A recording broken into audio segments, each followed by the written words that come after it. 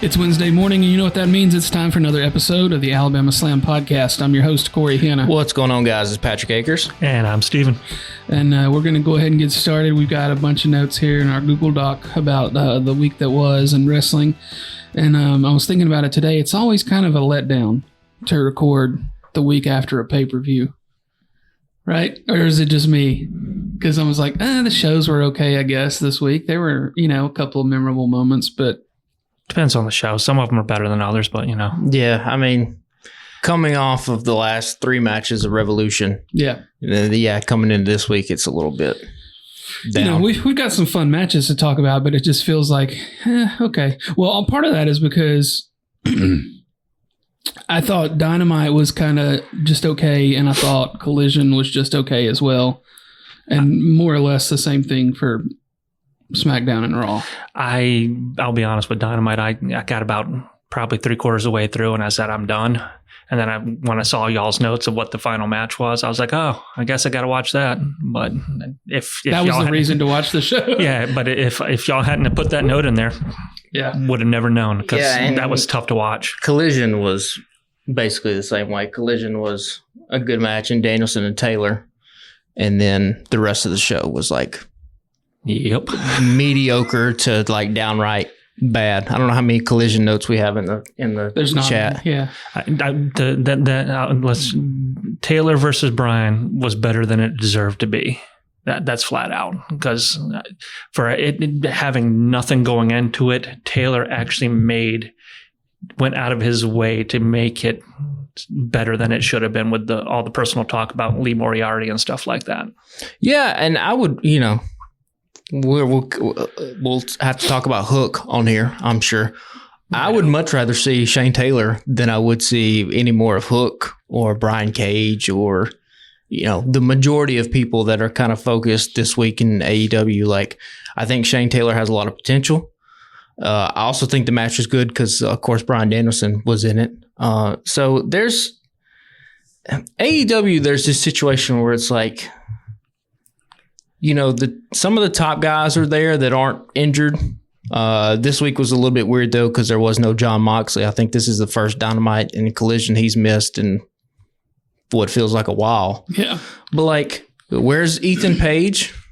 Where are some of these other guys who actually have talent and skill, and why are they not being featured? What's happening? I don't know why. Again, the show feels so up and down in the moments. There's no cohesion that kind of flows through the whole thing. Collision on general tends to me, it's a squash show at any given moment.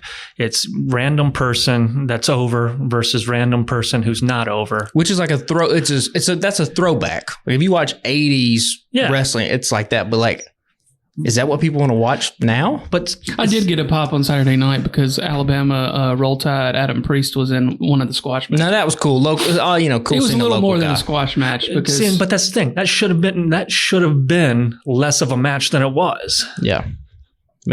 But I don't know. What are we? Let's get into Dynamite first before we hit back on Collision. So I'm assuming this is a Steven note. Yeah. Tony Schiavone really enjoys shoving it up the rear end of Adam Cole. That's a direct quote from that MFer. I like the Tony Schiavone Adam Cole have a beef because they're probably super tight backstage, and so that's I know that fun. He's tight with Britt. Yeah. Or maybe they're not tight, and maybe that's the problem. He's too tight with Britt. I mean, the beginning of Dynamite felt very WWE. It started with a promo. Starts with a promo. 15-minute promo at that. Not only does it start with a promo, it ends up in an impromptu match, which I can't remember the last time AEW had just a match on the fly like that. It's been a minute, if ever. And I thought the match itself, listen, it's Swerve and Samoa Joe versus... The Kingdom, Taven and Bennett. Taven and Bennett are not any kind of a threat. It makes sense to put them in this match, though, because they're the tag team champions and they're the only tag team in the Undisputed Kingdom. ROH tag team champions. ROH tag team champions, yes. They don't even go here, as some people would say. Yeah. I did like sort of the match itself, though, because I think the match... They weren't trying to put on a classic. Instead, they were trying to tell a story, which is basically Swerve Strickland is a better wrestler than Samoa Joe, and Samoa Joe has figured it out now. Yeah, and he's full baby face at this point. Swerve is full baby face. Although I thought the finish of the match, while I like the sort of story in it, the finish should have been, and I get that they're Ring of Honor tag team champions, but they are tag team champions nonetheless. Why did Samoa Joe not just choke out Swerve Strickland during the match? And then when Swerve is unconscious, he pulls Taven or Bennett over to then pin Swerve Strickland 1, 2, 3. Like, it was just, the order was weird. Yeah. To me.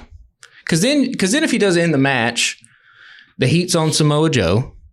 You somewhat protect the tag team champions, where even though Ring of Honor, they are champions, you don't let them get beat in a thing. And then it escalates the story more between Swerve and Samoa Joe. This is how much obviously the Tony Schiavone line is most of what I remember, other than the choke. I don't even remember who won this match. Who won? Swerve kicked. He basically came in and beat the shit out of both of them while Samoa Joe was on the side, on the ring apron. Swerve gets the pin, and then when he turns his back, Samoa sneaks up behind him. Joe and chokes sneaks him out. up and chokes him, and then I'll call back to the "Don't turn your back on me." Yeah, okay. Yeah. I remember that now. Again, like, a nice idea. It's a good little beat in the story. Just should have happened in the middle of the match and not afterwards. Because why would Samoa Joe want Swerve to win a match or show him up like that? Well, I think they had a little bit of chemistry going there. They were, a little bit of a rivalry. Joe was trying to show off, if I remember, at the beginning of the match, taking everything on his own. He was going to beat him up all by himself. But so I don't know. Who were the unprotected headshots?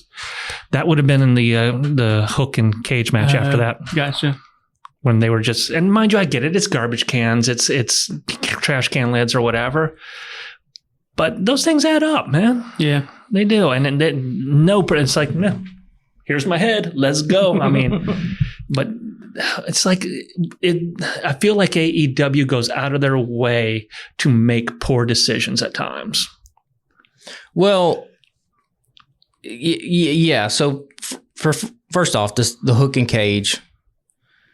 Fighting for a belt doesn't matter. This was the perfect opportunity to let Cage win and just throw it in the dumpster. Literally said he wanted to do it. God, I'd never rooted for that man harder. Are we missing something with Hook? Are we not seeing something that clearly someone in AEW management is seeing? What are we missing? He's got potential, but why does he need to be on TV every week? Let him. I don't know, man. Let him work some indies on his own and build up. Put him on TV every once in a while if you want, but I don't know. But they can see that he's not ready, right? I mean, the crowd seems to pop for him occasionally. But still. Sure. You got his dad pushing him so hard. I mean, he is pushing that rock up that mountain like he is a Greek mythology. And good for him. That's what a dad should do. But there are so many things about him I just don't give a crap about. And then they introduced even more. Yeah. The Hook and Jericho tag team. Nobody needs that. They're going to be in the tag team tournament too, by the way. That's why they're doing this. Yep. Sure. Well, I know why they're doing it. Because Guevara's out suspended because he didn't follow protocols with the Jeff Hardy thing. So let's get to that. The Young Bucks do their big announcement and announce that there's going to be the tournament, which I think we all kind of knew about. And they quote unquote suspended Adam Page from the Elite without pay. And they quote unquote fired Kenny Omega from the Elite. Kenny sent out a funny tweet. Did I send it to you or just send it both of you? I didn't see it. It was just a picture of Kenny Omega from In Ring or something where he's like, he's staring off in the distance with a confused face. Yeah. And then we get Okada, which I thought was going to be this week a big business, but I guess they're making that all about Mercedes. Well, I mean, if this was your first introduction to Okada, that one was rough. Yeah, but I think this isn't his first time he's been in AEW. Right. He's had some matches. I did think that it was hilarious that the Young Bucks were trolling Tony Khan with the announcement, just the way they were holding the microphone and their faces being awkward. And they came to an announcement to just tease more announcements later in the show. It was, it's so making fun of everything. I kind of I dig the self-aware sort of Young Bucks as a heel tag team, especially with the guy like Okada that can actually be sort of the brute of it. Is he though? I'm not mad at it. Yeah, he's a legit 6'5" kind of guy. I mean, the stuff that you saw in that first one with his introduction to Kingston and his, stutter hands of trying to get the Rainmaker. I'll give you the execution could have been better. And then you get the squash match, which is you get the squash match on Collision, but the thing about the squash match that it at least did is it highlighted his moves, right? The drop kick, the flapjack, and then he hits the Rainmaker, and then on the run in with Pac, which fucking came out of nowhere, but I'm glad he's back. I don't know why he's invested in this angle unless to just eat a pin. He get the little air raid. Kingston were in a thing a while back with the Lucha Brothers, right? Death Triangle Part +1. Yeah. So what am I missing with Penta and the Young Bucks? Why did Penta come out? Because Penta's with buddies with Eddie, I guess. I think it just goes back to they hate each other because they've just been constantly wrestling each other forever. It's the only thing I know. Heck, I didn't even recognize that was Penta at first. I thought it was Serpentico or whatever it was. Yeah, You don't realize how much the rest of the get-up helps Penta until he comes out just in the mask, and you're like, that doesn't look as cool as when it's the full. If he would have had on the Joker luchador mask, maybe. But here's more obvious. Here's the problem with the presentation of Okada here. You have Ospreay who just debuted. Yeah. You got Mercedes who's getting ready to debut potentially. We're all assuming that's what's going to be tomorrow or today, whatever it is. You got Pac who's coming back.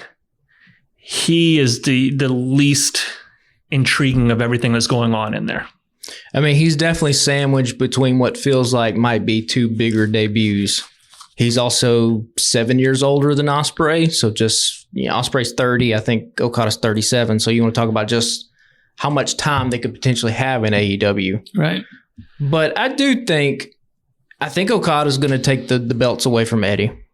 Probably. And I think that's probably a right call. And I would sort of position Okada, at least for the time being, the same way that WWE has positioned Gunther, which is you're going to take these titles and kind of hold them for a while until the main event scene kind of clears up. Because we don't even know if Kenny Omega is even going to come back to wrestle.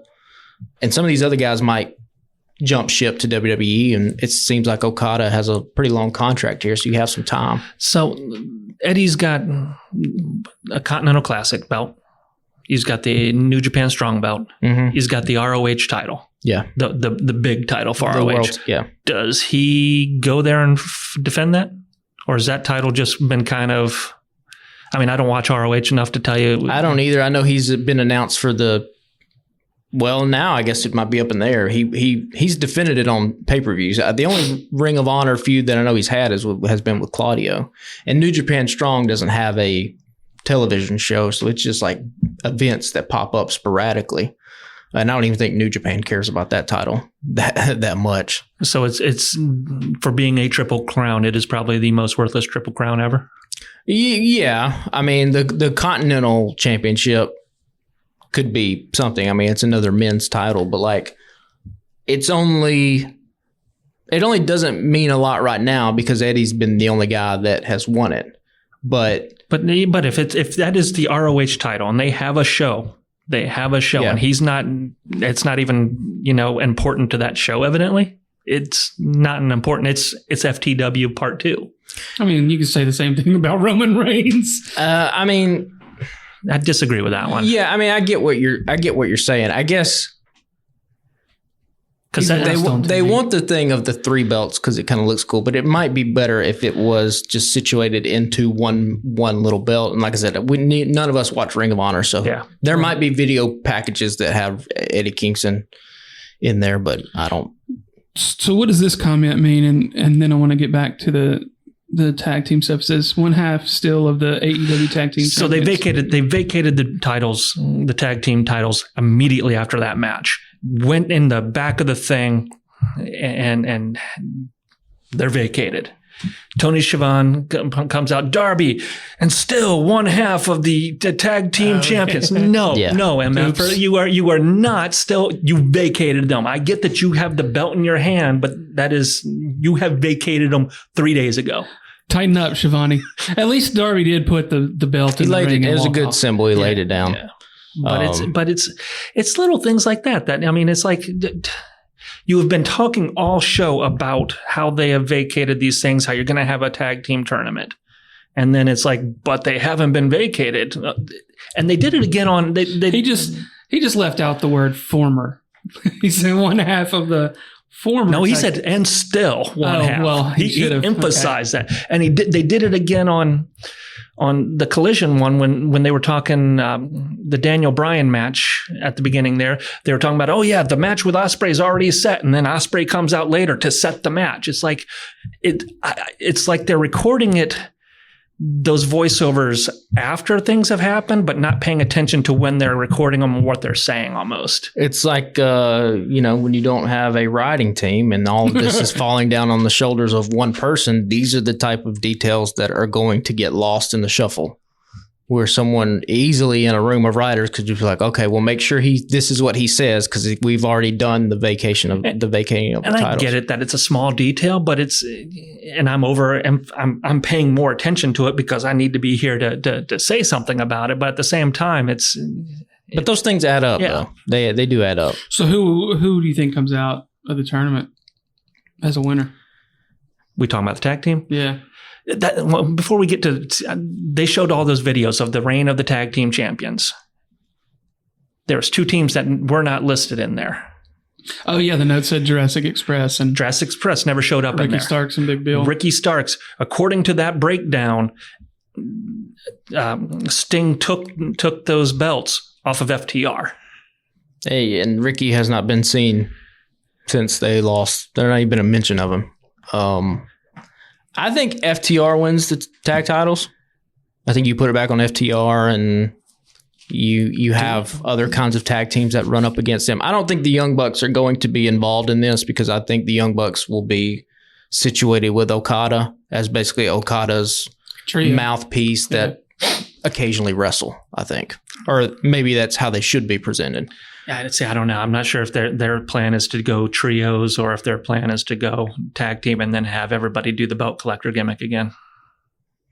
But yeah, I mean, you could, but you've already done that once. I think just having them be Okada's mouthpiece, let them get involved and throw some super kicks now and then is the better way. But I definitely feel like we're going to get a BCC FTR match again. Yeah. Hook and Jericho will probably make it pretty far. Have they said how they're doing this one yet? They haven't announced yet, no. So we don't know if we're getting it like, elimination style or if it's going to be a 16-week back and forth. It has. I mean, tag teams, it has to be elimination style, I would think. You can't do something like a Continental Classic with tag teams. It's too much. Yeah. Or are we going to get a 6-way fatal ladder match? Jesus. Well, I think because it is March style, March Madness, I think single elimination with seedings is probably the way to go. And you will probably have like Hook and Jericho will probably be situated as like a low seed that makes a Cinderella type run, blah, blah, blah. Like you can see that's where that story's going. And that gets back to my thought on Collision because I'm sitting here trying to think I know FTR cut a promo and then somebody interrupted them. The infantry. And I could not remember who it was, but that's who it was. Who is that? It's 2 dudes that evidently were in the military. Sean Dean is like on the staff of AEW, but I didn't realize that like he's actively wrestling in a tag team these days. Have they been in ROH or something? From the video package they showed, they've been in ROH. Oh, okay. But again, it's even the promos were interrupted by people that were squashed or jobbers. Yeah. Yeah, they have. The infantry has no business having a microphone. I mean, I'm sure they're great. They're probably great guys, but they've not been positioned in the same FTR. To interrupt FTR. Yeah. Well, let's talk about the highlight of the evening. Will Ospreay versus Kyle Fletcher, and Fletcher's weird haircut. So we get a great match from them, and then Danielson comes out to kind of stare down Ospreay. Well, I mean, obviously he's gone to Edge's barber. He got the recommendation. Edge was like, "These are the best, man." Yeah. I mean, listen, I know I'm easy to please. No, so it was. This is Danielson and Ospreay. Like, cool, you got my $50 again for April. Congratulations, Tony. You don't need it, but you got it. I mean, that's all I need. But yeah, this would if I had not come back to this match, this show I would have never seen the highlight of this show. And again, it goes to show you how, as much as Don Callis is a POS, he's still got a stable full of people that are talented. I mean, yeah. How long Ospreay stays in the Don Callis family will be hopefully not yet long. to be determined. Probably, I mean, it can't be. Ospreay is the biggest babyface in that company right now. Probably right behind Swerve Strickland. It's like those two guys. Yeah, which I think makes for like I've said before, if I'm booking Wembley, that's the match. Those two guys, like the way the crowd reacts when Swerve's music hits and when Ospreay's music hit. The crowd and the attendance, it's different. They feel like they're about to see something cool and there's about to be a superstar come out. And that says so much when you have some of those big names that are there that they don't get the same reaction as these two dudes. Yeah, and some of the matches and stuff like that, like these crowds have to sit through so much. Like with Revolution, we talked about that last week. There was a bunch of mediocre to bad stuff before Ospreay came out, but when Ospreay's music hit, the crowd went crazy and they didn't stop for the rest of the time. Well, I mean, it's the same way when at that Dynamite show we attended, there was a lot of stuff there that you're like, okay. And then Sting drops down, people popped. Yeah. Because that was the highlight. And I mean, it says something about Sting, but it also says something about everything that came before that too. Yeah. When, a 70-year-old guy drops out of a ceiling is the highlight of your 2.5 hours. But Ospreay and Fletcher, fantastic. A great television match. Yep. I love the way the commentary played it up that these two guys know each other. I even love Fletcher's little, at the very end, on his knees, knows the hidden blade's about to come, just says bring it on. Ospreay gives him a clap because at that point, Fletcher's like, he knows he can't beat Ospreay, right? So just let the end come. I love the match, but again, there's certain things that AEW loves to put into matches that instantly make me go, why am I having to sit through this again and again and again? Stop with the back and forth chop of you can hit me a couple times, I'll hit you a couple times. I want you to hit me a couple times. If we are going for a real fight feel, outside of some huge names like, Muhammad playing rope-a-dope kind of stuff, nobody wants to take that shot just because it's going to be a lucky shot occasionally that pops off and suddenly you ain't looking so cocky anymore. The fact that they are trying to portray this as a real match and have people still doing this almost every episode drives me insane. But I think that's like we talked about, I think that is a critique of modern wrestling as a whole. I don't feel like that. I do agree with you that is kind of an issue and an overplayed trope, but I don't feel like that. Maybe AEW is more egregious with it, but like I think in the Karrion Kross Bobby Lashley match, they did the same thing. Like that's just a Japanese type of thing that has come over into the States because all these guys grew up watching this kind of stuff. But I think that's the difference is you get an occasional one on one show, you get it flagrant. I mean, if you played a drinking game with that on AEW, you'd be pretty shit-faced pretty quick. Like I said, it might be more. I mean, more I'm egregious. usually pretty shit-faced on Friday and Saturday. But because like Fridays and Saturdays are typically, and Sunday for pay-per-views are my drinking days. So by the time these shows are on, I'm usually at least a drink, if not two in. So by the end of the show, I'm pretty hammered. So we should play that game then. Don't drink unless you see the back and forth chops. Nah, cuz. I think you'll be fine. I do have another note. Did you have anything else about Ospreay and Fletcher? Or? No, I was going to talk about the Ospreay and Danielson promo from Collision. Yeah. Well, just for the last Dynamite note, I think it's funny as hell that they've been pushing Wardlow down our throats so much about getting his title shot, and then he's getting it on a Wednesday night. Well, hold on. That's not just any Wednesday night. Yeah, but still. That's one of their special Dynamites. I mean, yeah. I told you that there's no way they were going to do a pay-per-view that was headlined by Samoa Joe and Wardlow. Right. That just wasn't going to happen. So if Wardlow does not win, can we all agree that the United Kingdom is a complete wasted faction at this stage? I mean, I'm pretty much already kind of there at this point. Yeah, I was going to say, I don't think it's going to take much to convince Patrick. I mean, maybe they can turn it around when Adam Cole's back, but do I want them to? No. I think this something is else with Adam Cole. Sure, Roddy has the belt, but you forget that Roddy's in that group because that group is so just inconsequential at times. Yeah. Wardlow's in that group, but if he does not win, I mean, you might as well just say thank you for coming. You can go chill out over there with everybody else that's not being used on these shows. I'm just curious to see how they get out of that Wednesday at Big Business. And obviously you're going to have Sasha debut. So do you have on that same show also an MJF return? Because I mean, MJF is the easiest way to get out of that, right? MJF does a run in, costs Wardlow the title, boom. Sure. We move on. But why does he still care about Wardlow? Well, because they cost him the, Did they?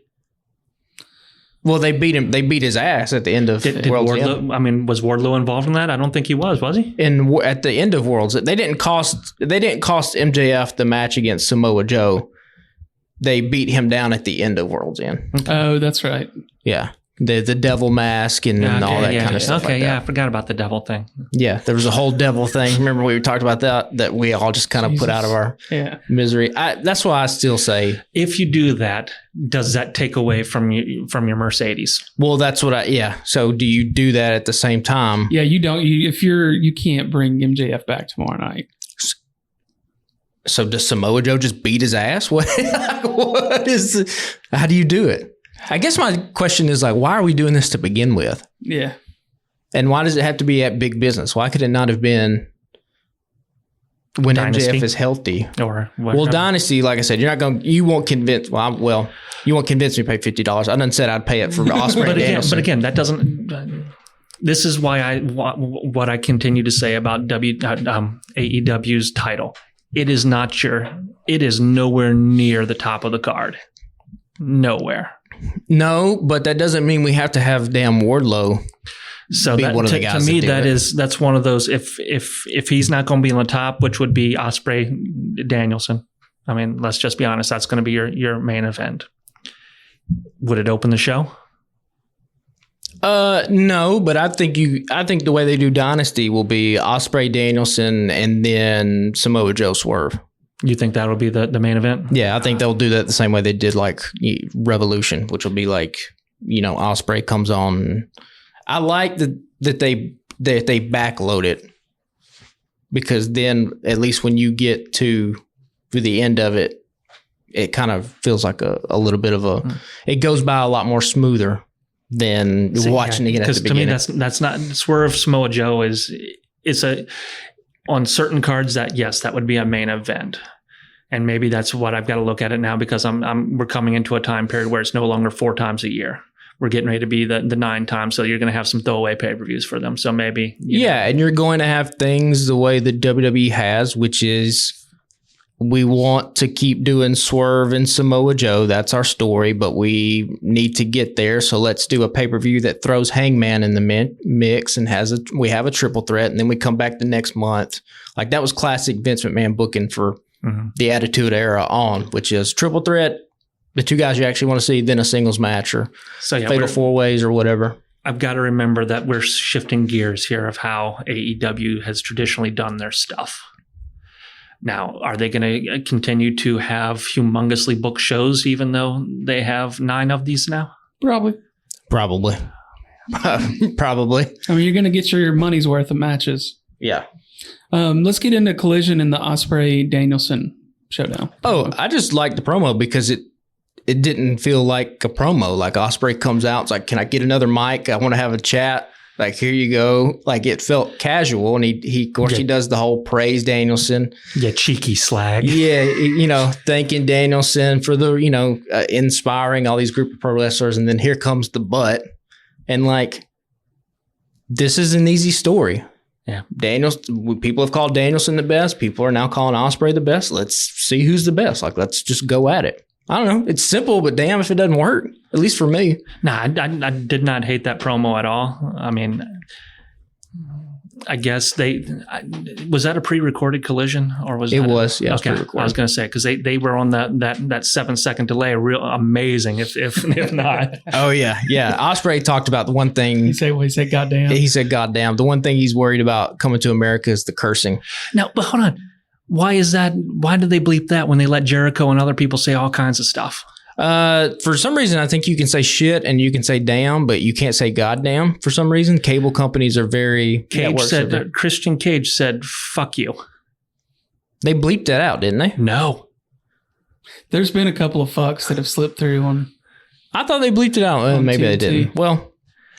So that was so weird to me that it's America. What do you expect? Made me wonder what actually he said, if he dropped a C-bomb. The God angle, right? Yeah, the God stuff, I think, is really taking too far. But no, listen, the camera was in the right spot. Danielson on one side, Ospreay on the other, the backstage with the pay-per-view, like, that's it. And you could see Ospreay walking around slowly to kind of set that up.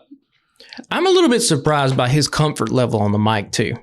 Like, we knew he was a great wrestler, and I knew he was a good talker, but like, he seems to have let his personality just kind of come out. I think it shines better because of the lack of some of the other people on these shows. Probably, and the fact that he doesn't feel like he's trying to play tough guy wrestler. He feels like he actually believes he's the best in the world. He feels like the superstar quarterback. It's charismatic. That doesn't hurt. He's the Ric Flair of this generation in the sense that he's living his gimmick. Yeah. He's the best, and like, fuck it. So do we have other collision notes besides the weird commercials? I mean, was that just me, or did it was like I didn't notice anything. They would be in the middle of a promo or having somebody talk, and then suddenly it just jump over to a commercial. Oh, there was one with, seems like Jericho was involved in something, and it was real weird timing. And now that you say that. And then they had like Julia Hart cutting a promo, jump to commercial, come back out to House of Black, now somewhere else, cutting a promo. Oh, I didn't notice that. Maybe I fast forwarded way too much through Collision to miss all that stuff. It was so weird. It was like, I don't know if there was just somebody in the back that was just, half-assing their job or... Well, if it wasn't live, then that was an editing choice. Yeah. It may have been a weird time issue. They're cutting it for time, yeah. Maybe. I don't know. It was just really weird. What's in the box? I'm going to channel my Brad Pitt here. What's in the box? Oh, I have no clue. So the outside of it said Spike. You talking about the Christian Cage? Yeah. Cope. The outside said Spike. I don't know what's in it. Cool little wrinkle, though, I thought, to this, like, to make Christian be afraid. That is a storytelling beat. What's in the box? Now, I'm sure we're going to find out when they have their I Quit match coming up here in the next couple of weeks. But yeah, I don't know. Is it like a barbed wire baseball bat, or I'm trying to think between Edge and Christian's career if there's been anything iconic. Tables, ladders, and chairs, but you ain't fitting one of those in that box. And the concerto, that's kind of their two things. So I don't know. So Edge, Adam wins. Copeland wins. Yeah. Where does that leave the patriarchy at that stage? Because while the dad angle is good, Nick Wayne ain't carrying his weight yet. Yeah. I think the patriarchy just still continues. I don't think Christian necessarily needs a title, and he can kind of mentor Nick Wayne. I don't know who they feud with next. Has anybody else got a dead dad or dead relative on the roster that they can exploit? We've already done Adam Garcia. Let's say they've kind of probably run through the gauntlet at this point. So I don't know. Sammy never mentions his dad, does he? It's always his mom. Does he have somebody? Yeah. I don't know. I have a new crush in professional wrestling. Please don't tell me it's Toni Storm as Mariah May. It is Mariah May as Toni Storm. So you were close. Yes. Listen, I'm digging this woman. I don't know what you want me to say. Here's my problem. Is like we had just discussed a week or two ago. Like she has the look. She's looked good in the ring in the squash matches they've had her in, right? Yeah. And she has the charisma. And I did pop when she came out at the pay-per-view in that costume at the music. I thought that was funny as shit. But to come out during the other night with it, I thought was a little weird. Although they have been kind of building her into sort of a crazed fan of Tony. But so that makes a little more sense. They started that long ago. It got dropped, and now they're trying to circle back to it. And I feel like at this point we're in a rowboat trying to row our way out to a cruise ship that left 3 months ago. Well, if I'm in that rowboat with Mariah May, I'll stay on that rowboat. So I guess my question is, was that you behind the sign? That was not me behind the sign. Although I did think the sign, that was we didn't talk about that. So yeah, there was a sign in the front row that said, Mariah, I want to be your ex-husband. And then in the Nick Wayne match, there was the sign that said Christian skips leg day. And that's the sign that Christian rips down. Yeah. And then Edge is behind there. So Edge had been hanging out, or Adam Copeland had been hanging out in the front row with that luchador mask. So when people went back, they were like, oh, that's pretty funny. Listen, I know it probably doesn't make any sense. This story's not as good as it could be. I just don't. I'm tired of the timeless gimmick. I don't feel like I get that she's an attractive person, but she has no personality outside attractive in its own might be a little bit of an understatement. She has no personality outside of being somebody else. And that somebody else, I don't care enough about that she's being it. Then you throw in the virtuoso who is, please, just, you could take all three of them and move them out and give that time. I'd rather see Hook.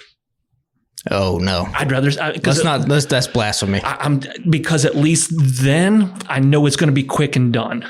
What if Mariah being Toni Storm is what brings Toni out of her timeless era?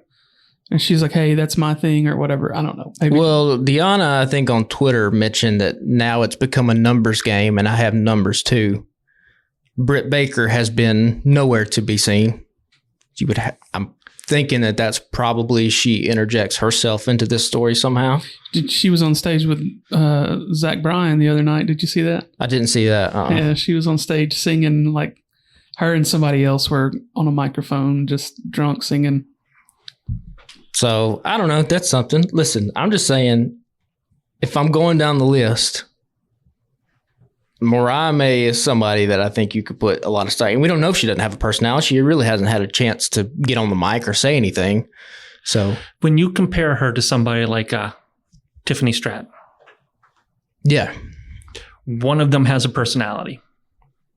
One of them don't. And it all comes down to you know how like you go see a band and some bands are like super energetic and they put on a show, and other bands, you got the guy just up there going, I'm going to, if I move an inch, it might have been too much kind of thing. She's that. I'm saying I'm going to give her a chance. Give her a year like we had with Tiffany Stratton. Yeah. And a lot of this is just because Jamie Hayter's nowhere to be found. When Jamie Hayter is the true one that has my heart, but she's injured right now. So there's got to be somebody else on this roster. Ospreay has it for the men. And right now, because Jamie Hayter's out, I'll give it to Mariah May. But obviously the big question with the AEW women's division is Mercedes is about to come in. Everybody is saying that this is going to change the women's division, and I'm begging AEW to say that's true. But at this stage, she would have to literally carry 30-something other women across the line at this stage. But she outside of I would say Jon Moxley and Bryan Danielson, she is the biggest star to come into this company from WWE. You're saying bigger than Edge, huh? Yes. Yeah. Edge, he had his time. But like, I say Moxley's number one, like we talked about. Moxley literally walked right out of WWE into AEW. Danielson is Danielson. He's a huge star. And I think Mercedes is third on that list. She's definitely the biggest women's star they've had. For sure. Come in. And that's not even close. I mean, Miro has got to be up there, right? Recently divorced Miro. I don't know if y'all saw that. Yeah. But we'll see what Mercedes can do. I mean, I don't know how, if you want to take the title off of Toni Storm, there's a good way to do it that protects everybody, which is you get a returning Britt Baker along with Deonna that helps that end up costing Tony the title, give it to Mercedes, and then she can go on her excursion and have these kind of matches and everything like that. But I don't know. She definitely is a big star, and much like Ospreay coming in, she is going to expose a lot of these women and elevate the bar. How much she elevates it remains to be seen. But jumping back, I don't think it's recent. I think he got divorced last year, and from what all the stories I heard, he's been in Bulgaria for like 6 months. Dealing with this divorce. Well, damn. Which makes it even stupider that I'm still angry about this meat sandwich match. How did you not know he was in Bulgaria? Hey, listen. Miro. If you refuse to take a pin on a regular basis, it was cool. You can fuck right off. It was cool while it lasted. I'm not going to book you, right? It's just not. He ain't this. So do we have any other AE notes before we switch gears to SmackDown and Raw? Not. Why have they not just come out and announced that Mercedes is going to debut? Well, what is am I missing something about the secrecy? We all know it. Is it going to be fake Mercedes? Well, like, since AEW wants to call itself more sports based, why not have a press conference and be like, our new signing is Mercedes Moné. Here she is. She's at the press conference. By the way, Boston, March, whatever, first match. Is she actually healed? I think so, because she has to wrestle Wednesday night. I would imagine there's going to be a part where Serena D was in the ring cutting a promo, and then Mercedes music hits and they have a match. I don't know. That's got to be the debut, right? Yeah. It beats me. I mean, at this stage, she might cobble out on a pair of crutches like Adam Cole. I don't know. Well, I don't know. But, I mean, it should be big business should be a fun night, if nothing but for the sort of energy in the place. I think they're close to a sellout, or they already have sold out. You get the Okada thing in there. Jay White, Darby Allin should be an awesome match. The only other thing I guess I want to say about AEW right now is, can we please stop having Jericho versus random luchadors? I would be fine with, can we just stop with Jericho, period, for just a little bit? If you're going to, I get that they're doing a Forbidden Door with CMLL, but if you keep introducing new people all the time, it goes back to, you're not giving us a chance to connect with any one of them. So it's just generic person that's getting thrown in here. Well, I don't know why they didn't just hold off on the CMLL stuff until we get closer to Forbidden Door. We did the whole angle where the luchadors jumped Jon Moxley. That was 4 weeks ago. And he's moved on. Yeah, they've all moved on. So I don't know why that just wasn't closer. Yeah, to when the pay-per-view is going to happen. Early. Yeah. And I know you love your Jeff Jarrett and Sanjay and all them. That match was dog shit, though. That was the only... Mark Briscoe got weaker by adding 4 more people. That match was not good. And let's just hold off on the hardcore stuff for a little bit. Let's hold off on the fire. I just watched Darby Allin go through a glass. It looked amazing. And if you're going to do fire, do it well. Don't have you don't need Julia Hart having to hold a lighter to it for 3 minutes to get it to light. Or Malachi trying to put out Mark Briscoe when he's supposed to be a bad guy and just put him through the fire. Like, that could have just been a normal match. Yep. And it would have been fine. But they're probably WWE bound, I would say, Malachi and Buddy, at some point. I don't think that they're long for AEW. I was going to say, remember my opening now. Instead of just saying my name, I was going to say I'm the guy that was at UFC with Rhea Ripley this weekend to answer Pat McAfee's question. That was funny. So prime time is the first note for our WWE section. I can only assume that refers to probably what is a very nasty energy drink. You know, my kids love it. My kids love it. My wife yells every time he's on the screen. By the way, I did get permission from her to tweet out some of the things that she says.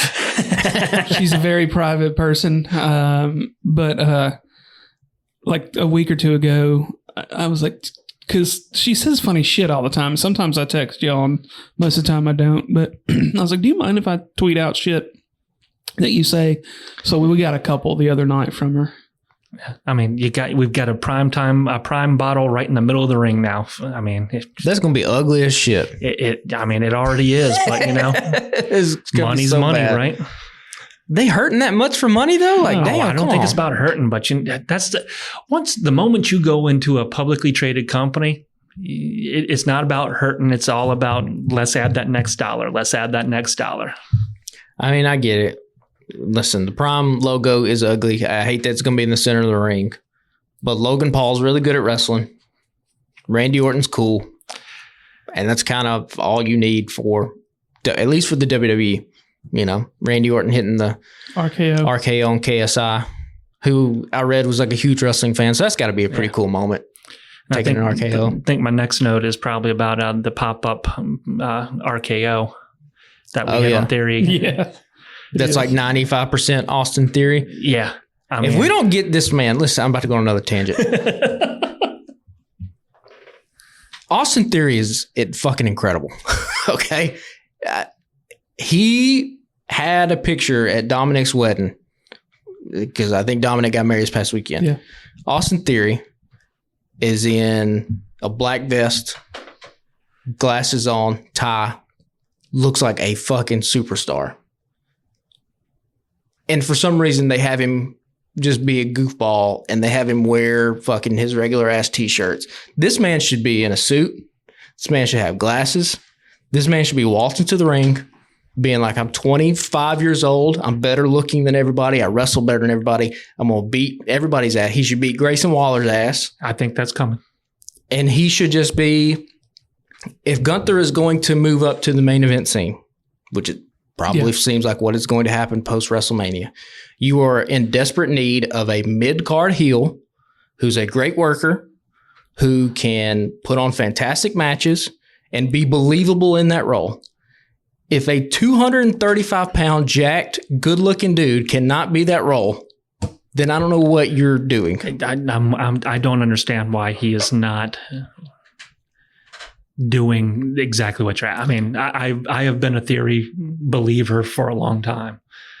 I mean, but much like I asked, like when we were talking about Hook, like, are we missing something? Does the AEW management see something that we don't? I feel like they're missing something and people aren't seeing, and maybe they are coming around. I would love to see Theory in Hook's position on WWE. I mean, he's got the look. And maybe it's the taint that he's got on him of how he was introduced. Yeah, he has the golden egg, all the stink of Vince McMahon. He's got all that shit. And we have seen how that plays out for people. Because the other person that had that, I guess there was two of them that kind of, because if you remember, Dolph kind of had that kind of touch for a while too. But Drew had to leave in order to do it and come back to be that and good. That's what I've been saying. I think that is my fear with Austin Theory. I feel like if we are putting bets on who's going to be the next guy that leaves, that makes a name for himself on the indies and comes back a bigger star, I think it's him. The difference is, though, I think with a new regime at WWE, maybe you don't have to go through the let's have you leave and come back. I think you can rehabilitate him, but that rehabilitation needs to start. And I think we're toward the end of what he's doing right now. Yeah. And I think we have to get through that, but I think you also need that type of match to be some of those in-between matches for WrestleMania. So if we're still having this conversation come November of next year, then you got to go. You got to go over to Japan, and I promise you'll be a huge star. But like when he has the match against Grayson Waller, I don't need it to be 15 minutes. I need it to be 4. And he beats the hell out of him. And commentary's like, has something awakened in Austin Theory? Are we in for a change? And then you book him like a killer that I think he can be. He's phenomenal. I'd like to see it too. Yeah. If Karrion Kross had half the personality of Austin Theory, he'd be in good shape. So the next note says showdown for the main events. So that would have been your big standoff between the 4 big guys. Technically 3 big guys and Roman Reigns. Because let's face it, he is being outshined at this stage by everybody in that ring. Speaking of people that make my wife irate, when Logan Paul's on the TV, she yells a lot. And the other night, she said, "You don't even go here," when The Rock came on. That was a funny text. When she was watching the Oscars Sunday night, they cut to a shot of The Rock in the crowd. She started fucking yelling. Dude's doing his job. Why the fuck does he have to be everywhere right now? She had perfectly no opinion about The Rock until he starts popping up in WWE again. Dude's doing his job. And I mean, I don't like that I'm about to say these words, but diarrhea is getting over. Unfortunately, is getting over. However, Seth Rollins did Friday night exactly what I wanted him to do. Yeah. Get up in the guy's face. Well, you shut the hell up. Shut the hell up. And then he had the great line, "You had your time. You're not going to take ours." That's the story. That's it. He was short, sweet, perfect. The Rock is going to do The Rock things. He's just going to say a bunch of stuff to say kind of nothing, but it's entertaining. And at least he's delivering it in a tone that makes it make sense. Cody is sort of the constant driving force. He gets everything across. And The Rock took that slap wholeheartedly. The Rock took it, like you said, the one dude amongst the four in that ring that looked like complete dog shit happens to be the guy that is going on a damn near 3-year run as the Universal Champion. Now, is this part of that story, though, I guess is what because I'm just playing devil advocate here. We talk about how the hand signals that the Rock is given is that kind of him being overshadowed by everybody in there, leading into the story that they're trying to tell with his eventual Rock and him fight? I think if that is the case, that's some 4D meta ass chess. But again, and they have been doing so much of this lately, where all these little payoffs are. I think that's a step too far, because if you were going to do that, there's no way in hell you would tell Roman Reigns to call Seth Rollins a cross-dresser in 2024. I think that Roman Reigns, for as good as what he has been in moments, he has to be the worst top guy that WWE has ever had. I'm going to be honest with you on that line. I 100% believe if you put me on a witness stand and had a gun to my head and tell me to answer this question legit, I guarantee you Brian Gurewitz wrote that line for him. Well, because that is the same crap The Rock would say, only put into somebody else's mouth. The Rock would deliver it in a better kind of way. Like, I made this little list because the whole time I was watching that thing, I was like, could Roman Reigns' dominance these past 4 years, could it have just been anybody?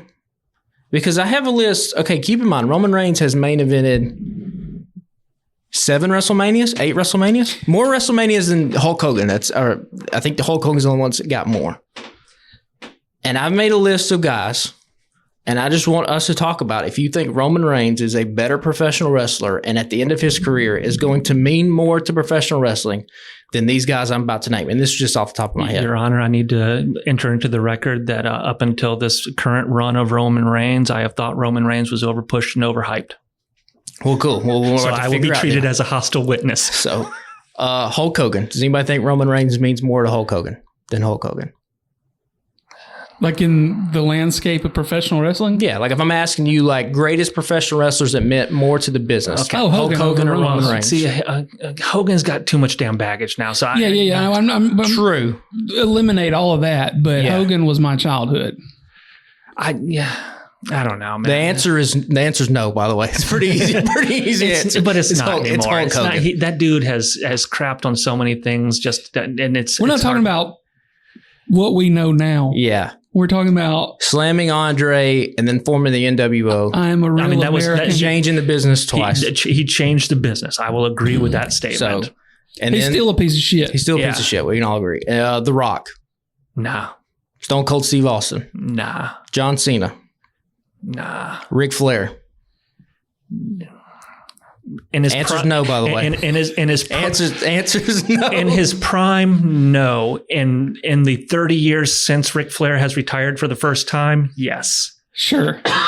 Okay. Yeah. If you Ric Flair today, that's the problem. Is Ric Flair didn't know when to stop. But Ric Flair. Keep in mind that he just was in a match last week. I get that, but Ric Flair has so much influence over how modern day wrestling is. Sure. A lot of people have a Ric Flair impression.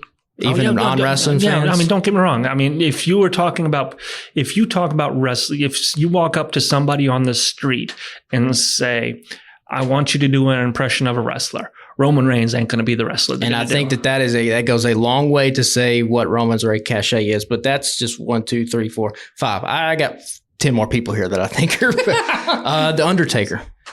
Again, but he's not in that league. I would agree that he is not in the league of those legends at this stage. Bret Hart. Yes. You think Roman Reigns is bigger than Bret Hart? I do, because unfortunately Bret Hart had his moment, and that moment could have been more than what it was, but he did not. I think he is the best there is, the best was, best ever. I think he was amazing, but I don't think he shifted the landscape beyond smaller guys.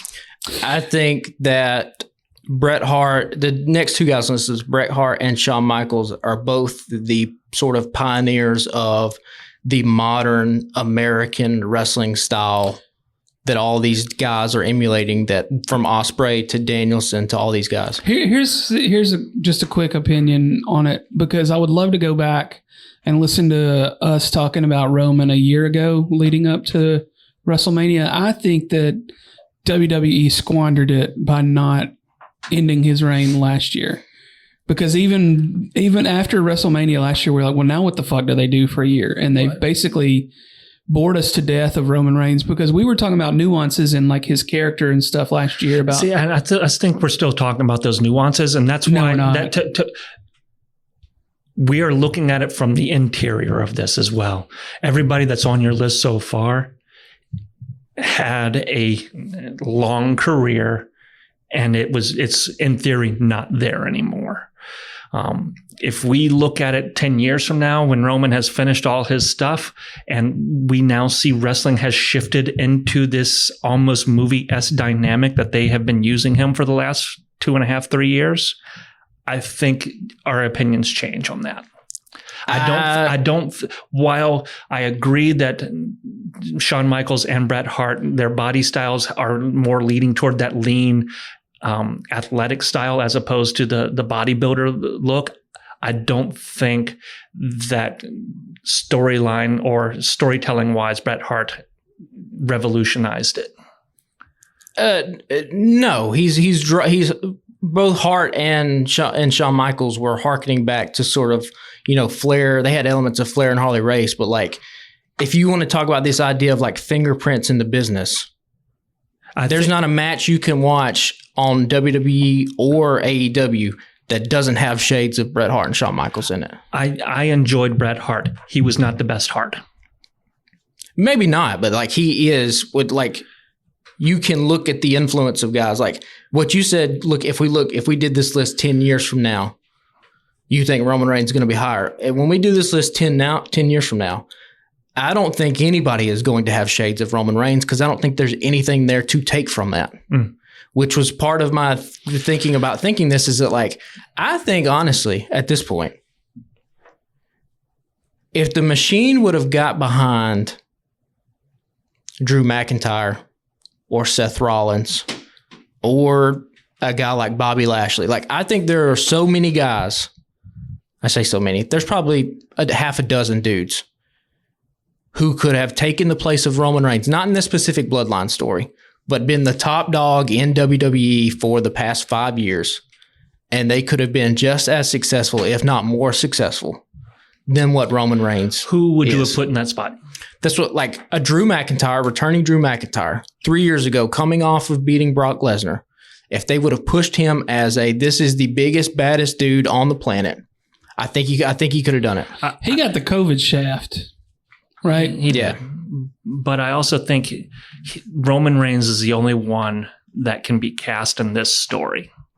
In this particular bloodline story, sure, yeah, I'll give you that. It doesn't make sense with anybody else.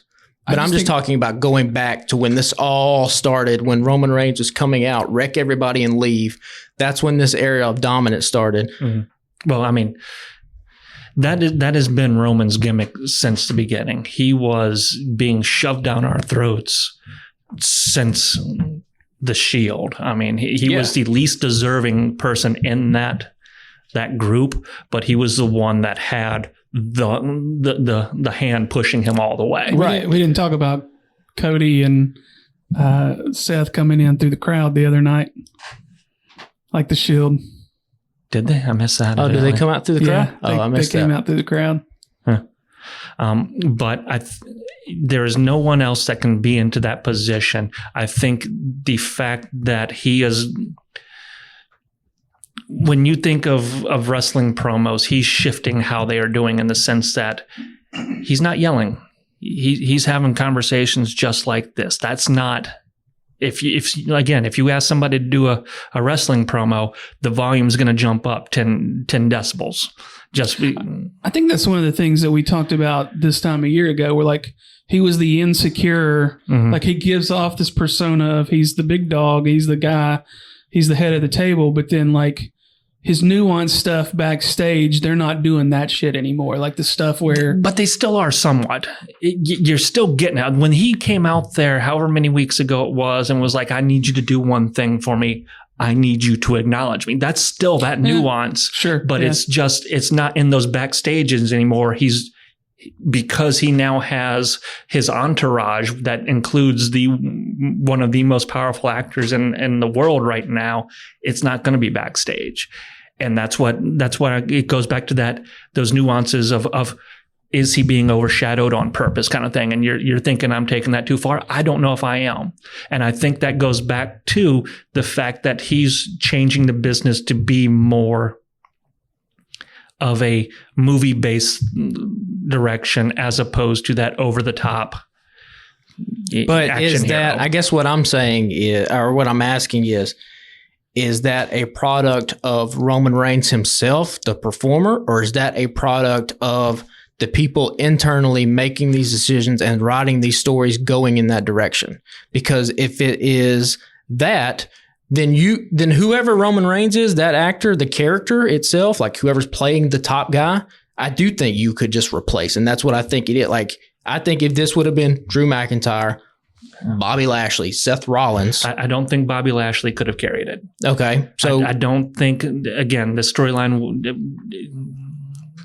if Drew is now imitating Roman. If you think about it, he's coming in there and he's soft speaking the truth. So, but that's not what he used to do. No, but I believe that Drew McIntyre is a better natural performer on the microphone. Honestly, at this point, now we don't talk about in ring. I think he's much better in ring than Roman Reigns. Personality wise and charisma on the mic, I think he is also better than Roman Reigns. Like, leads to the next topic. Drew channels Patrick. Full on channeled you the other day, where he was, when he started mocking the Seth Rollins laugh, all I could think about was you. And I'm like going, this is why I go back to, this is the character Seth needs to be portraying so that Drew can do all these things that he's doing. When Seth is talking about that multitasking and how he's got 99 problems and Drew ain't one, you need Seth to be that clown ass, but he's also having to raise his game, and he finally did this past week for the other part, and he continued it on this week. Yeah, when it came to Seth, that's what Friday night. That's all I needed to see from Seth. I just needed a little snippet of it to get up in his face, and that's all I need. He can go back to being. It was never the crazy outfits or any of that stuff that bothered me any kind of way or thought it was silly. Like, there have been guys that have Ric Flair wore damn sequin ropes, for God's sakes. Like, crazy outfits are just what Jimmy wrestling Valent, is. I mean, yeah. Ventura, all these guys. But there was just needed to be at least a little bit of air of seriousness. And I get why he doesn't have the seriousness against Drew McIntyre, because like the story is portraying. He does not see him as a threat the same way he sees The Rock. Or Roman, because sure. he's living in Roman's shadow. Yeah. And again, that is a Roman character because he has had that hand on his back pushing him the entire way. If Roman had not been that character, you don't get some of these other people that have been living in the shadow that are trying to step out of that shadow. Maybe. It's just that when there are 4 guys in the ring and the supposed top guy of WWE is the one that looks by far the worst, it just makes you question, is this dude actually talented? Or is he just happening to be the lucky guy who management, for whatever reason, decided it's going to be this, you are it. And you're making me angry that I'm defending Roman Reigns. I'm so mad at this. I mean, I had 15 dudes that I didn't even think it was a conversation. I was in the boat with Bray with anybody but Roman. You know, anytime it's Roman Reigns, I want him. He didn't have heat with me. He had go away. Yeah, and I think he will be a fascinating topic of conversation when his career is over with. But I definitely think that all the things that led up to where we are here now, we're looking at it from inside at this moment. If we look at it from the outside later, I may have a different opinion, but it feels like what he's doing is making a change in how story, and it may not be him. It may all be the creative team, because this is the first time in WWE that we have had a non-Vince creative team. Yeah. So we are getting a new flavor, and maybe it is just he's a plug and play person, but at this point, that plug and play in him are leading us into something that is new, fresh, and exciting. He just happens to be the worst part of what is happening right now. Which is what I can't get over the fact that, okay, here's your moment, big guy. Here's The Rock. Here's Seth. There's Cody. Okay, well, hold on. Let's take the worst. Take The Rock out of that equation right there, because The Rock is The Rock. Yeah. I mean, Roman Reigns ain't going to leave WWE to go join Hollywood and become the next Rock or the next John Cena. No. At best, he would do a Miz or a Triple H at best. Yeah. Cody by far is the top guy they have right now. So take those 2 out, because Cody being the good guy in this is going to set him apart from them at all. If Seth had not come out and stepped up his game last week or on Friday, whenever it was, would you have been thinking that Roman was the weakest link in that, or was Seth Rollins the weakest link the week before? No, Seth probably still would have been the weakest link, but he did step his moment up in that segment. And for as much as Roman hasn't had to do a lot of the lifting promo-wise in these past 3 weeks, because he's really only done the acknowledge me thing to The Rock. And then in this past week, he had the cross-dresser line, which landed like a wet fart. Nobody, even Seth, chuckled, because bro, that's what you had to say. Like, shit, there's all kinds of other stuff. But that's what he's been saying he's been saying that forever. So that's his 90s Rock. And I again go back, all that stuff kind of started when The Rock came back. So I'm pretty sure I know who's behind that. It could be. But I also think, again, I think this is part of that storyline of that The Rock overshadows him, that while The Rock has acknowledged him, he ain't the tribal chief at this stage. I think that when Cody takes the belt off Roman at WrestleMania, which I think will happen, I think Cody is going to go on a run, and his ring work and the promo skills and the character work is going to be so compelling, and he will have the machine behind him, that people are going to start to question, why was Roman Reigns in the position he was for these 3 years? And why did I never really feel about Roman the way that we now feel about Cody after Cody has this long run? Because for the most part, for the past year, Roman's not been the backbone of WWE. It's been Cody Rhodes. Oh, 100%, yeah. And Cody's promo Monday night with Michael Cole, I thought was absolutely fantastic. It was emotional. Yep. I do not think Roman Reigns is capable of doing that. The closest we've gotten that is when he was stepping out for leukemia. But then when he came back as a bad guy. Right. So we haven't had that moment to kind of feel him in the role that Cody is. And again, I did not like non-bad guy Roman Reigns. Hear me out. Right. Can Christian Cage be Cody's daddy? Listen, the further and further we get away from the Sami Zayn, Jey Uso story with the bloodline that captivated all of us last year, the more and more I think the reason that worked is because Sami and Jey are such good performers. They finally got a shot in the so fucking spotlight. over. And the next topic actually says short but yeet. I love that title.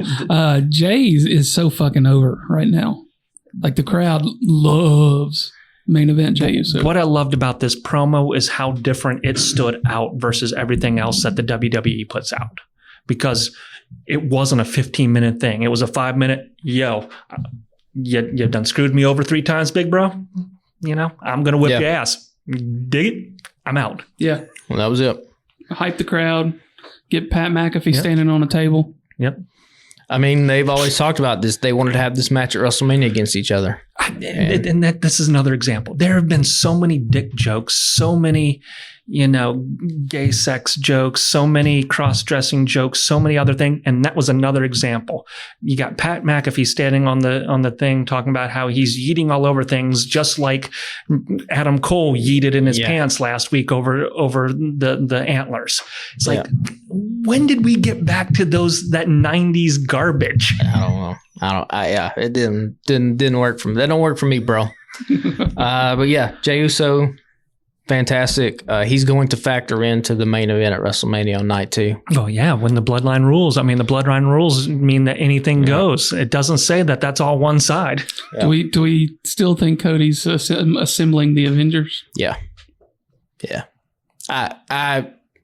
You're going to hear some glass break at WrestleMania, I think. You're holding that hope, and I don't know if I've got that think hope. so. I think you're going to see it. I don't know why you'd be exercising in a place where with a camera set up like that. If I don't know, that's just me. So the question is, does KO show up for that? Probably. I think anybody that's had anything to do with Roman Reigns that has been put down by the bloodline will show up night 2. So you got Randy Orton popping out. Yep. You got, the question is, when Sami shows up, will he have a belt? Yeah. Yes. I'm going to say yes. I think Sami wins at WrestleMania. I don't think he does. I think he does. And I don't know if it's going to be I think it might be a triple threat now. No, you and these triple threats. You want Nia Jax in there? No, I think I'm moving away from that one because they seem to be. I would not fucking watch WrestleMania if they put Nia Jax in a goddamn triple threat. I get the impression now because they had Becky and Liv, have that match. So it's a great match. Yeah. Yeah, it was good. Yeah. So you got Liv out of the picture. Nia entered in there. So you got Becky going against Nia next week. I think she'll get past there. And I think you end up having a Liv Nia Jax match at WrestleMania. And we just let Rhea and Becky do it. Why can't we just have Liv and Nia on like Friday? Do we need that at WrestleMania? I think they try to get as many people in WrestleMania, give them a payday as possible. I mean, well, whatever. The mentality of WrestleMania has dramatically changed in the digital age when they're not shilling me the DVD sales where everybody is trying to get that money before they get released the following month. Yeah. But I think the mentality of it is get as many people on this one card so they can all have their quote unquote WrestleMania moment. But no, I don't think Sami wins. And I think Chad Gable, if you notice in that match, he had his shoulders up. But so I've seen people point that out. Is that something that they actually try to do, or is that similar to what they're like? Are they just going to sweep that under the rug and be like, that didn't happen? I think they're trying to do it. I think they're going with that angle like they tried to do with Ivar and whoever it was, The Miz. Oh, yeah. And I think they just pulled this one off slightly better. I mean, Totally listen, missed that. I'm not mad if they make it a triple threat between Gable and Sammy and Gunther. Like I said, I think that's an easy way to have Gunther to take the title off of him, not have him eat a pin. But like I said, I think somebody big that you're going to have, that you got stock into, needs to take this title off Gunther, because you can't just have it be a kind of a nobody. Not that Chad Gable is a nobody, because he has the fans behind him, and that was a fantastic match. I mean, he's getting the Cody treatment just as much as, and that's sad because it's not like people hate Sammy. Yeah, but they're you're getting the Gable. And listen, Sammy's won the Intercontinental title before. Yep. Gable's never won it. So if you wanted to pull the trigger and have a first timer feel good moment, I think WrestleMania needs some kind of feel good moment outside of Cody Rhodes, because I do think Cody Rhodes will win at WrestleMania. I'm kind of shocked that according to what they said on Monday, is that Drew and Seth are night 2. Oh yeah, we can't have. They called it a co-headline last night. Drew, it sounds like Drew and Seth night 2, and then Cody and Drew and Seth will start night 2.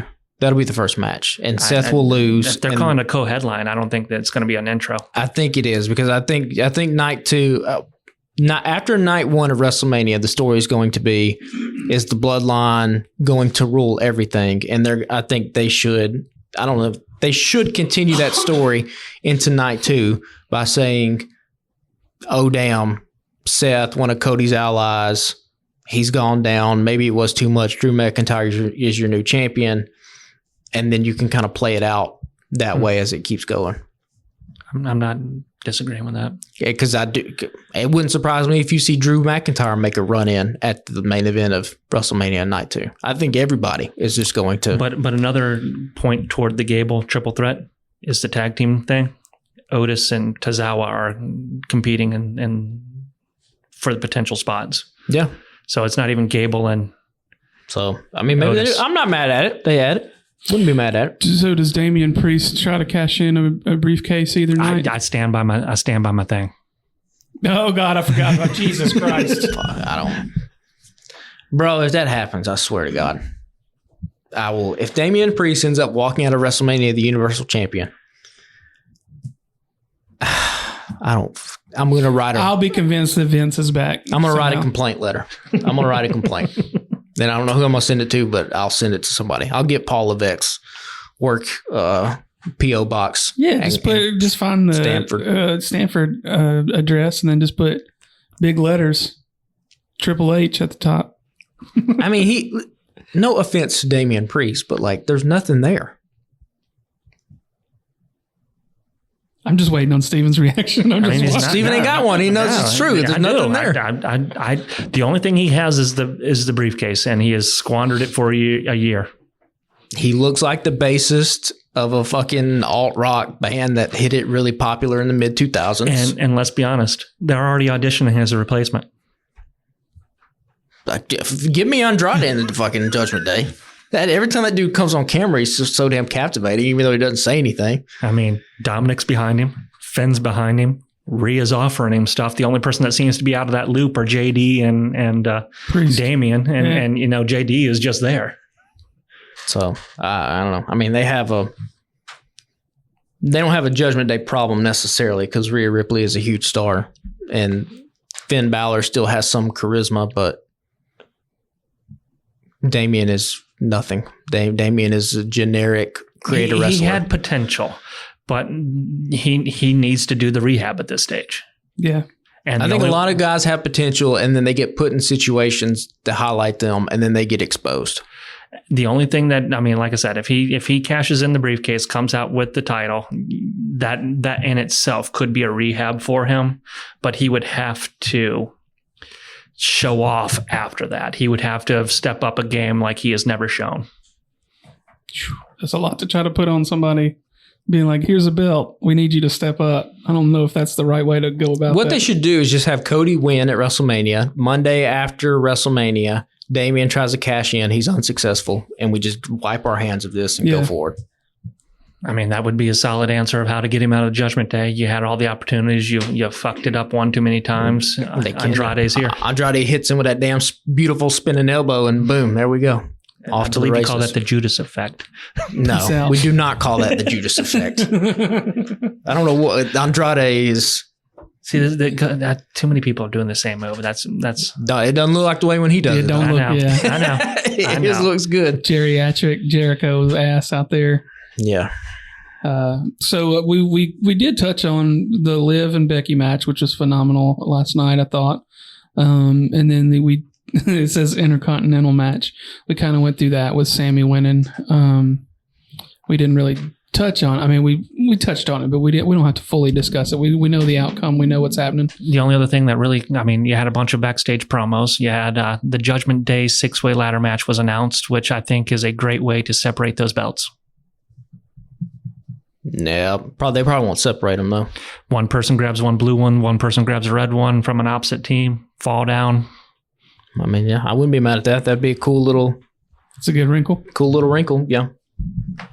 It's going to be curious to see who they put in those matches. They're a little light on tag teams. They were talking about how deep their tag team division is. I'm like, I would agree with that. They have a deeper tag team than just because you realize. they got it deep doesn't mean it's.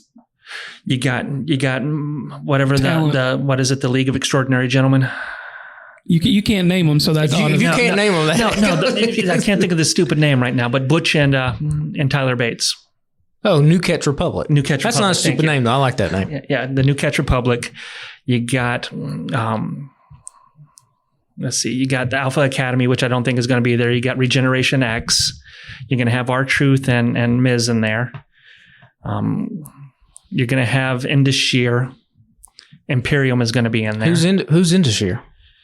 What Who are the they hell are called? those guys? Those are the guys that were hanging out with Jinder Mahal. Oh, they got a name? I didn't know they had a name. Well, that's what they used to be called. I don't know if that's what they're called now. They're not. They don't count. You got the Street Profits. I could see the Street Profits. I like the Street Profits, Yeah. but if they ever, we all watch Street Profits and be like, Montez is awesome. Why isn't he going to get his singles pushed? And we've been saying that for 18 months. You got Karrion Kross saying that too. Karrion Kross sucks. But he's planting those seeds of betrayal in there, and that's awesome. The emo band Hot Topic t-shirt people. You got the Authors of Pain. Oh yeah, they haven't been able to show off what they can do, but those are two huge dudes that can toss some of these people around pretty easy. I will give you, they have a lot of tag teams, but outside of that's what I'm saying. Just because you got the numbers, don't mean that it's outside a good of division. Miz and Truth and DIY, and I guess New Catch Republic, but they're so new. New Day. I mean, sure, yeah, New Day at any point you give them a run back. They're legitimate stars. It's just a little and WWE's never had a fantastic tag division. It's never been on fire. This is the best tag division. Creed Brothers, you got them in there. Where they been though? They have been doing evidently the Level Up or Dark or whatever the heck they call that show over there. They're repackaging them a little bit. It looks like. I do like those guys. They got a new theme. Oh, well, yeah. Well, I think we said on the podcast, they can't just be good wrestlers, generic guys. They got to have something. This comes back to we're at a certain moment of time where there's a new direction there. Because Vince has always been, why am I paying two guys when I can only pay one? Fucking put it on Butch and Tyler. Well, if FTR would have went back to WWE, you would have to think they would be like what Gunther is in the mid-card scene, they would be to the tag team scene. But that's why I kind of feel like they'll split this, where you might have them New Catch Republic end up with the SmackDown side and Miz Truth end up with... they don't need to be fucking United titles on there. Spread that shit around a little bit on each show. That way it doesn't, Mm-hmm. I mean, I don't know. I think Butch and Tyler could do it as far as young talent guys. They're just starting, but like I say, they're just starting out as a team, rather. But there's not anybody else that Pretty Deadly. If I heard their, those guys I find entertaining. I don't know if they're necessarily. I don't know how they pull off the slow motion live shot, but that shit is funny as hell. It's pretty in funny. their entrance. But yeah, I mean, there's not a lot of tag teams in the division where I'm stop and be like, oh, well, I'm going to have to watch this. They should pair up Andrade and Dom.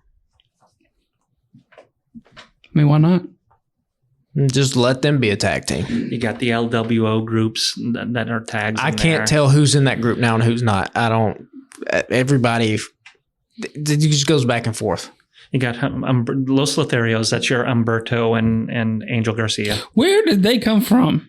Humberto was like coming up when I started watching wrestling 5 years ago, and they're like, this kid is going to be the shit. And then he fucking disappeared. And then 2 weeks ago, we're like, Humberto was on. I was like, where the fuck has he been? He was down in NXT for a little bit, but this is his return. And then you got the Joaquin and Wild.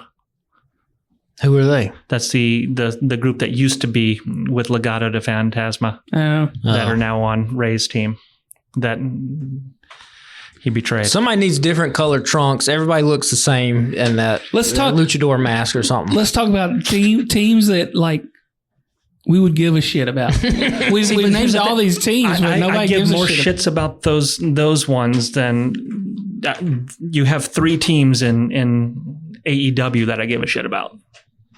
That's 3 more than any of the potential contenders we just talked about. No, because Imperium, New Day, Creed Brothers. Imperium is not shit without Gunther. I disagree. But yeah, they're not.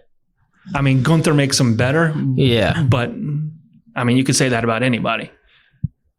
It's just the tag team having FTR and AEW is kind of like a cheat code for tag team wrestling. And like, the Judgment Day is not to the level of like FTR. I would agree with that statement. But again, as you said, that's a cheat code. Yeah. But BCC, FTR, and I used to be all in on House of Black, but I'm losing that because they've just been circling the same garbage. That's what they need to do. Fucking go back over there and run through the division over there. That would be good for them. They're not going to put Malachi in a position to do anything as a singles guy. They gave him a shot a couple years ago. He left to AEW and formed a fucking faction. Right? I think, I don't know when their contracts are up, but having Malachi back with Buddy in a tag team scene wouldn't be mad at that. Makes a lot of sense. But, I mean, do I care about all those teams I named more than I care about Top Flight? Yes. Do I care about those teams more than I care about the Private Party? Yes. Do I care about it more than the Lucha Brothers whenever they finally come back together? Yes. Top Flight was pretty fucking entertaining the last couple of weeks on TV. Well, I mean, a tag division comprised of FTR, BCC, whatever, Bucks, Bullet Club, Best Friends. Goal, And I've lost interest in because the Acclaim, because the Bullet Club, because the Bang Bang Scissor Game faction has turned into just complete joke thing because of how all that garbage went down with them with MJF and all that. I don't care about them. Yeah, but that's not Bang Bang Scissor Gang isn't going to last more than another month or so. I think Jay White has that match at Big Business, and Darby had that promo where it was like, I want to see the Jay White that main evented Tokyo Dome twice. I think that there's if Darby walks out of that match the winner, going to climb Mount Everest, and Jay eats the pin there, you see exactly where he is on that card. It was kind of weird for him to announce that he's going to do Mount Everest because they very clearly need to beat the shit out of him and write him off TV for a few weeks, right? You would think, but I think Jay White beats the hell out of him. Yeah, that's my hope. But Darby is my early Roman Reigns, where they just keep shoving his ass down my throat, and I don't care. But he ain't the main event. See, Roman Reigns was being shoved down the throat while he was winning Royal Rumbles and winning championships and main event WrestleManias. Darby just jumps off stuff every now and then and goes through it. But when he's one of only 10 people that is shown constantly on a show, he's in that position. Him and Hook both. Well, yeah. I mean, I'll agree with you on Hook. Yeah. You don't have a fight there from me. I'm not going good looking kid, but let's you need to let it play out a little bit. You can tell he's starting to get a little money. He ain't had no tattoos when he came up. And now every week he's got a new tattoo. If you have to tell me you're the good looking guy, you ain't the good looking guy. Hook's a good look. Hook if I was a 15-year-old girl, I bet I'd be head over heels for Hook. The hair. It's the hair in and of itself. Yeah. Yeah. It makes him harder to do his corner of the ring move now. They took off the ring post cameras. That and this duck face thing going on. I'm just out. Hey, well, y'all got any final thoughts? Let's wrap it up. We're at about an hour and a half here. No, I mean, WrestleMania around the corner. Few weeks out. Yeah. Well, I think we're 3 weeks now? 3 weeks. We'll have WrestleMania and then 3 weeks later, we'll have AEW Dynasty, and I'm very curious about what else they'll put on that card. I figure we'll see Tony versus Mercedes. Obviously, Danielson and Ospreay. Do you heat Mercedes up that quickly?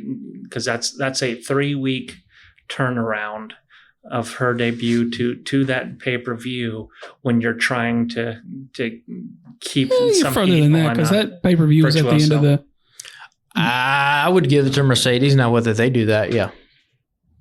I think Mercedes is a big enough of a star that sometimes you do need to hotshot people straight to the top. It's about 6 weeks, right? If we're splitting hairs. And I mean, Mercedes she's had 2 of the best women's matches I've ever seen in my entire life. So, I mean, you could make the argument that her against Bayley at NXT TakeOver pretty much changed women's wrestling in America for what they did. Did we talk about this last week? Does Bayley win over Io Sky? Yes. Yeah. Yeah. Okay. I think Rhea. I want Rhea to retain too. I think you Bayley, Rhea, a combination of Sammy or Chad Gable if they go that way. There's a part of me that says Gunther retains. Drew McIntyre. That one you have Cody to, Rhodes. because Drew leads into your Jay getting his title run. Then they'll set up Drew versus Pepsi Phil, right? Oh yeah, that's the match when it comes. Yeah, he ain't taking shots at CM Punk for no reason. That's he's supposed to be coming back in the next 2 weeks. Chicago show. Yeah, to do an appearance, and he better eat a Claymore right in the face from Drew McIntyre. What was his injury anyway? Tricep or tricep. Yeah. Oh, like fucked up Cody tricep, or no? That was a pec. That was a pec. Okay. Yeah. In the words of John Moxley, fragile mind, fragile body, weak spirit. That's right. You can eat a Claymore with a fucked up. Yeah, he'd be fine. But he's evidently living in Moxley's head too, though. He's living in all these people's heads. He's in all these people's heads. He is living in AEW's head, and he's not even in the company anymore. Well, they got a moment. They got the people. It's going to be whether Tony Khan can take them to the promised land. I had to explain that to Jamie the other night. It was Collision. She's like, "Has this always been a thing?" I was like, for about a year, a little less than a year. I was like, they had to do this show because they had to put CM Punk on TV for somewhere, and he and the Bucks and Kenny Omega had this thing, and then he got fucking injured the week after that, broke his fucking ankle on a guardrail trying to be a dumbass in the crowd, and then he comes back, and then it felt like 3 weeks later after they debuted the show, he got fucking injured, and then he has this incident backstage with Jungle Boy in August, so I was like, within a span of just a few months, all this shit is popping off, and he got fired. See, that's the thing. I get that it's Saturday Night Main Event. That's literally what Collision is. But if that's going to be your B show, you need to bring some B material. Yeah. Especially when your A show ain't bringing A material. Well, I mean, we've talked about it for a couple weeks in a row. Like, they are definitely in a slump. And your Friday show is D material. Yeah, we won't even talk about Friday show. Well, yeah, we don't talk about Rampage. But yeah, I mean, I don't know. It's the end of the show. Hopefully they'll get there. That's all I can say is that Collision was the shit when it started out. And it was even the shit after Punk was off of There's it for a been little some while. good FTR and Bullet Club Gold 58 minutes or whatever. I mean, they've had moments, but right. it ain't what it is. Your gimmick can't be you're good at wrestling. In AEW, it can be, yeah. It ain't. I mean, for that fan base, for sure. Yeah, but that's a different. And I will say, if you haven't seen what Jack Perry's doing in Japan, give it a watch. Our boy's getting better. I've seen a couple of the things that y'all have sent in the group chat, but I haven't watched them. I like that he's coming out in the goat mask. He's got a badass goat mask. Oh, for real? Yeah. It's like a Black Phillip mask. I saw the scapegoat stuff, right? He's got some merch. We always said the guy had potential. Did this whole incident with CM Punk light a fire under his ass? I don't know, possibly. He's doing good work right now, and he is getting a shit ton of heat. Are you talking about the matches Japan. or just the both? Gotcha. The in ring and the promo. I'm wondering how much of this is exile and how much of this is self-imposed. I think this is just we don't have anything for you go to Japan, get But see, better. could he have gotten better here now because this gimmick wouldn't have worked in AEW? And some guys just need a change of scenery. We see it in sports all the time. You trade team, you get traded from teams. Like sometimes you do just need a break. And he is young enough to be in Japan. What he's going to do is he will come back and he'll be with the Young Bucks and Okada. That'll be the faction. Because he congratulated Sting on his retirement. He was like, you were in the ring with two fantastic wrestlers. Yeah. And he's mentioned in promos in Japan that they needed somebody to pin up on the cross, but there's a couple of people that have had his back through all of this. He will be the member with the Young Bucks. And that's not a bad spot for him. Gotcha. We'll see what happens with him. Well, do they do that? When do they bring him back? I think he's got a little bit. Let him go for a while. Yeah, just let him go over there. He's joined a new faction in Japan. So That just happened, yeah. I'm betting all in. could be something like that. You could see some Forbidden Door crossover. Go through maybe. a car window. He just comes back. That's real glass. Nah, they just put real glass in all the golf carts that they run people over with. All right, well, let's wrap it up. That's going to be it for this edition or this episode of the Alabama Slam podcast. You can find us at thealabamatake.com. We have a network of fellow podcasters there. There's weekly sports podcasts, 2 different ones. There's a Star Wars podcast, TV podcasts, music podcasts, etc., book podcasts. And you can go to tpublic.com and buy shirts for the Alabama Slam and or any of the other podcasts in our network. You can just search for the Alabama Take and find our store there. And yeah, we'd appreciate it if you buy one. Tell your friends about us if you enjoy us. And we will talk to y'all next week.